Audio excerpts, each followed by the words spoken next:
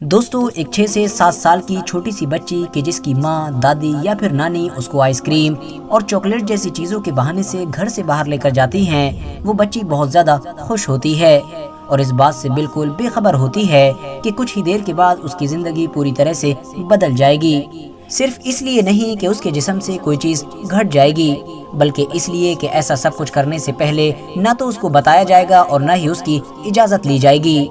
छोटी सी बच्ची कि जो अपनी माँ, दादी या फिर नानी जैसे किसी इंसान का हाथ पकड़े हुए है, उसको एक अंधेरे कमरे में ले जाया जाता है और फिर एक दाई या फिर डॉक्टर की मदद से उस बच्ची का खतना कर दिया जाता है।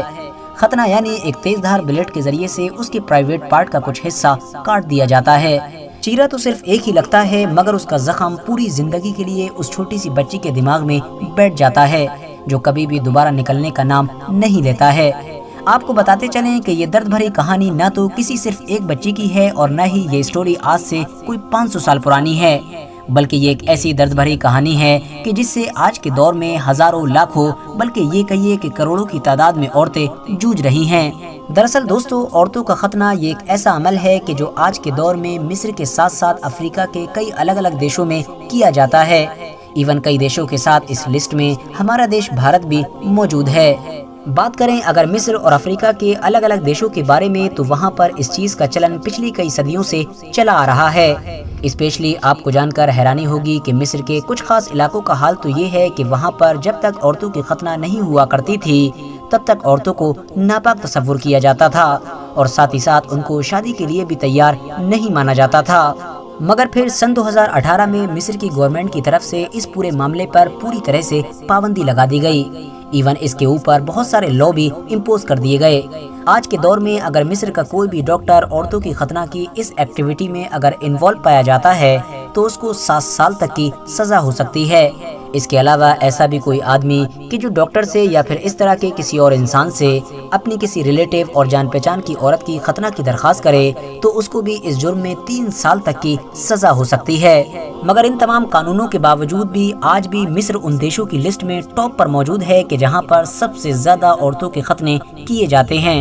वहां पर ह्यूमन राइट्स की पैरवी करने वाले ऐसे बहुत सारे लोग या फिर ये कहिए कि ऐसे बहुत सारे ग्रुप मौजूद हैं कि जो आज के दौर में इस चीज़ के खिलाफ तहरीक चला रहे हैं। इवन इस चीज़ को जल्दी से जल्दी रोकने के लिए वहां पर कई ऑर्गेनाइजेशन भी बनाई गई हैं जो खास तौर पर इसी गोल पर काम कर रही हैं। मगर इसके बावजूद भी आज भी मिस्र में औरतों के खतने किए जाते हैं। सन 2020 में भी मिस्र की पुलिस की तरफ से अपने देश में एक ऐसे इंसान को गिरफ्तार किया गया था कि जिसके ऊपर ये इल्जाम था कि उसने अपनी 3 बेटियों को झांसा देकर एक एक करके उनकी खतना करवा दी थी। साथ ही साथ उस डॉक्टर को भी गिरफ्तार किया गया था कि जो इस एक्टिविटी में शामिल था।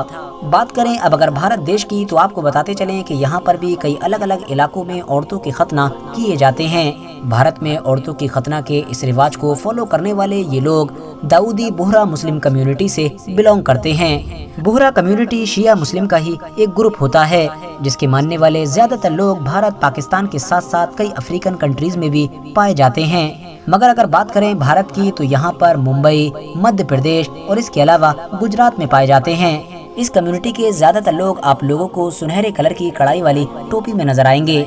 शायद यही वजह है कि इन लोगों को बड़ी आसानी के साथ पहचान लिया जाता है। याद रहे कि बोहरा कम्युनिटी की गिनती इस वक्त सबसे ज्यादा काबिल और पढ़ी लिखी कम्युनिटीज में की जाती है।